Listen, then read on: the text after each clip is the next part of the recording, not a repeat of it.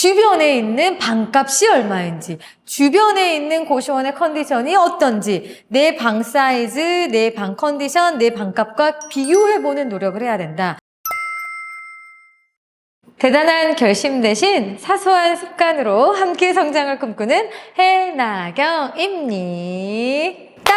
우리 구독자분 중에 한 분이 댓글을 남겨주셨는데요. 대단한 결심 대신 사소한 습관으로, 이 말이 너무 좋다. 그래서 좀 꾸준하게 영상을 시청하게 됐다라는 분이 계셨어요. 너무 감사해가지고 오랜만에 너무 이게 길어서 제가 떡 잘랐었는데 이젠 다시 해야 될 것 같아요. 근데 저도 보면 항상 뭔가 대단하게 결심을 해서 작심삼일로 끝내는 편이 아니라 어떤 소소하게 당연히 지킬 수 있는 꾸준한 습관처럼 만들어서 목표를 달성하는 케이스이기 때문에 이게 부담 없고 오히려 이제 좋은 것 같아요. 본론으로 넘어가 보겠습니다. 고시원 창업에 관한 좋은 정보를 좀 안내해 드리려고 하는데요. 입지에 관한 이야기를 해보도록 하겠습니다. 달리 말씀드리면 이 입지라는 게 수요가 있느냐, 고시원을 찾아오는 손님들이 많은 시장이냐, 그러니까 동네냐, 이 얘기인 거죠. 좋은 매물을 만나기 위해서 부동산과 이제 대면으로 미팅을 하고 부동산에서 브리핑해주는 물건들을 이제 임장을 다니시잖아요. 근데 임장을 갈 때 지역이 과연 잘 되는 건가? 당연히 이런 걱정하실 거예요. 그죠? 그리고 분명히 건물 상태가 너무 좋고 방 컨디션도 다 좋은데 왜 공실이 많지? 근데 공실이 많은 건 수요가 없어서인 거 아닐까? 사실 공실이 많은 이유는 관리자가 운영을 잘 못해서일 수도 있고요. 외부적인 요인, 소음이 너무 심하다든지 아니면 냄새가 너무 난다든지 진짜 수많은 이유들이 있을 수 있을 거예요. 그리고 또 하나는 진짜 입지가 안 좋아서 사람이 몰리지 않은 곳이어서 이런 여러 가지가 이유가 있을 텐데요. 저는 좀 안타까운 게 분명히 이 동네는 장사가 잘 될 것 같은데 공실이 많아서 계약이 처음부터 꺼려진다라는 분들이 좀 계시거든요. 왜냐면 이 공실이 계속 더 많아지면 어떡해? 내가 못 채워지면 어떡해? 그래서 그걸 포기하시는 분들도 계세요. 그래서 저는 이 시간에는 좋은 입지를 알아보는 법. 그래서 좋은 입지를 알면 공실이 많아도 두려울 게 없다. 그러면 그 좋은 입지를 과연 어떻게 알아낼 건데에 대한 답을 드리도록 하겠습니다. 자, 고시원은 사실 대부분 지역과 상관없이 다 거진 잘 됩니다. 물론 이제 지방 쪽은 조금 얘기가 달라질 수 있는데 인서울로 따지게 되면 어느 정도 잘 될 수밖에 없어요. 조금이라도 조사를 해보신 분들은 아시겠지만 고시원이 신설이 어렵습니다. 현재 있는 고시원에서 거진 다 움직여요. 왜? 소방법 때문에. 그러면 당연히 공급은 정해져 있는 상황에서 수요가 많기 때문에 고시원업이 잘 될 수밖에 없겠죠. 특히나 예전에 우리가 느꼈던 선입견들, 편견들, 어둡고 칙칙하고 냄새나고 너무 좁아 터지고 사람 못 살 것 같아 라고 생각했던 고시원들이 지금은 이제 어느 정도 투자를 해서 리모델링을 해서 웬만한 호텔처럼 탈바꿈이 되어가고 있죠. 앞으로 1인 가구는 계속해서 또 늘어가고 있죠. 그런 상황에서 고시원의 수요가 많기 때문에 저는 웬만해서 고시원은 관리만 잘하면 장사는 어느 정도 좀 된다라고 말씀을 드리고 싶은데요.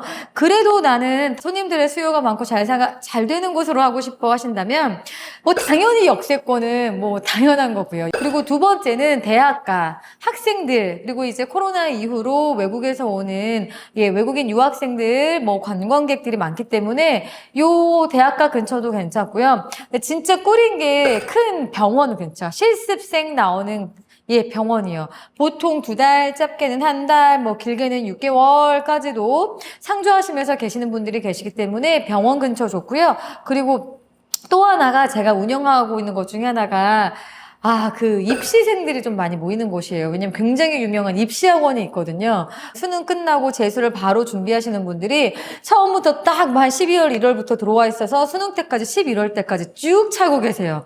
그럼 공실에 대한 걱정이 없는 거죠. 한번 들어오면 쭉 있으니까. 그래서 이런 입지 쪽은 기본적으로 장사가 잘 되는데 이도저도 아니다 싶었을 때 매물을 보러 임장을 갔는데 공실까지 좀 있는 곳이다. 이곳이 과연 장사가 잘 될까?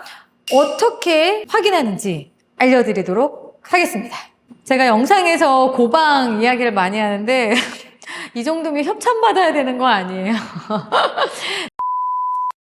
자, 이제 고방이 고시원 플랫폼이죠. 근데 고방에 딱 들어가면 지역별로 지도로 다 막 볼 수 있게 되어 있죠. 프리미엄은 뭐 보라색, 뭐 이런 식으로 색깔도 다르고.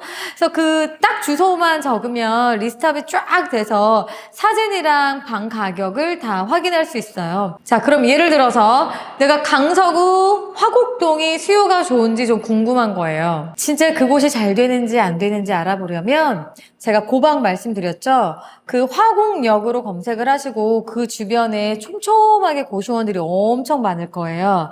거기에서 내가 본 매물과 근접한 곳, 가까운 곳, 그리고 두 번째는 룸 컨디션이 좀 비슷한 곳. 그러니까 예를 들어 내가 원룸을 알아보면 원룸이 있는 곳, 미니룸이면 미니룸, 혼합이면 혼합, 방 사이즈가 좀 비슷한 곳.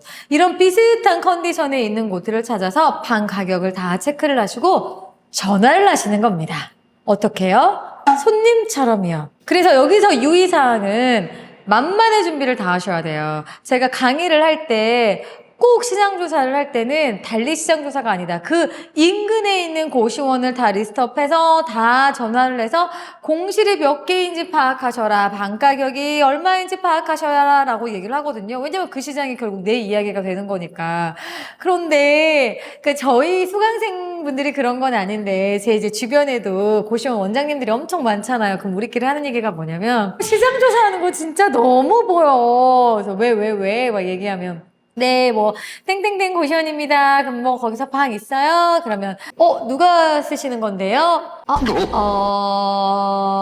별거 아닌데 사람들이 의외로 거짓말을 잘 못해요. 다들 착해. 저도 전화 딱 받으면 느낌 와요. 아, 이분은 예비 원장님이시구나. 시장조사 나오셨구나. 그래서 들키지 않고 시장조사를 하셔야 되는데 제가 그 팁도 알려드리자면 입실 날짜 그리고 내가 직접 산다 아니면 내 아들이 산다 뭐 이런 식으로 누가 살지 그리고 또 하나 제일 중요한 게 거주 기간. 요즘에 고시원 사업 창업 시장이 핫하다 보니까 강의도 엄청 많아지고 수강생들도 많아지면서 막 이렇게 시장조사에서 물어보는 분들이 계신단 말이에요.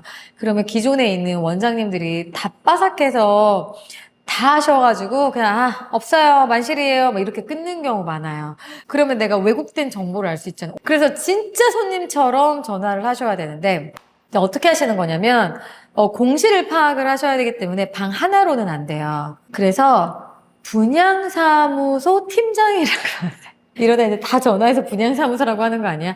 분양사무소가 보통 보면은 딱 그 분양 끝날 때까지 있으니까 한 3개월, 4개월 정도 그 사무실 얻어가지고 하고 이제 그 팀원들이 그 근처, 분양사무실 근처에다가 방을 좀 얻는단 말이에요. 이렇게 하시는 거죠. 제가 분양사무소 하는데 저희 팀원들이 한 3, 4명 있는데 한 번에 들어갈 방이 좀 있을까요? 혹은 분양사무소가 좀 그러면 제가 뭐 교육하는 저희 학생들이 있는데 지방에서 다 오는 학생들이라 한 4, 5명 될 것 같은데 혹시 그 정도 방 있으실까요? 이렇게 물어보시는 거예요. 그런 식으로 공실이나 그 주변 상황을 파악을 하시는 거예요. 한 군데, 두 군데만 물어보면 파악이 될까요? 안 되겠죠. 그냥 다 전화하세요. 고시원을 화곡역 근처로 예를 들어 매물을 내가 알아보고 있다. 그 주변에 시장이 어떻게 돌아가는지 수요가 얼마나 되는지 알아보고 싶다 하면 1차적으로 전화로 해서 아까 물어보셨잖아요. 그래서 공실 여부와 가격, 컨디션을 고방을 좀 보시면서 혹은 요즘 뭐 독립생활 플랫폼도 뜨고 있다고 하죠. 룸 컨디션을 다 볼 수 있는 것들을 선별을 해서 내가 가지고 있는 매물이랑 좀 비교를 하면서 방 가격은 여기서 또 얼마를 내가 업그레이드 할 수 있겠구나라는 것까지 생각하실 수 있어요. 똑같아요. 고방 이런 데 플랫폼 가서 주변에 가까운데 나랑 컨디션 비슷한 데를 다 전화를 해봐요. 그러면 나는 리모델링해서 이 정도까지 컨디션은 만들 수 있는데 여기서 똑같은 외창 원룸 똑같은 사이즈를 여기는 40만 원인데 거기는 44만 원에 판단 말이에요. 그러면 내가 가능성이 있을 것 같은데? 그런 식으로 해서 방값을 어느 정도 내가 올릴 수 있는지 그거 확인하시는 것도 중요해요. 내가 방 하나당 3만 원씩은 올릴 수 있을 것 같은데? 그러면 20개는 한 3만 원 올리고 내창방 10개는 한 2만 원을 올릴 것 같은데? 그래서 저는 너무 보수적으로 계산하시는 것보다 이것도 안전하게 중요하지만 내가 얼마까지 끌어낼 수 있느냐. 그래서 그 매물의 가능성을 같이 보시는 것도 중요하다고 생각해요. 제가 이제 입지라는 얘기를 했는데 이 영상이 입지를 분석하는 영상은 아니에요. 고시원이 솔직히 지금의 시장 상황은 입지 그닥 중요하지 않아요. 웬만해서 요즘 장사가 잘 되는 상황이에요. 그건 제가 이전에 아까 말씀을 드렸고, 주변에 있는 방값이 얼마인지, 주변에 있는 고시원의 컨디션이 어떤지, 내 방 사이즈, 내 방 컨디션, 내 방값과 비교해보는 노력을 해야 된다. 온라인으로 직접 검색해서 전화, 손품 무조건 파셔야 된다. 그리고 나서 한 번 더 발품을 파셔야 된다. 직접 가셔서 보세요. 이 정도가 얼마를 받고 있고 공실이 몇 개 있구나. 이거를 주변에서 싹 한번 돌다 보면 기준이 생기고 확신이 생겨서 이 매물을 고할지 스톱할지 좀 정하는 데 도움이 많이 되실 겁니다.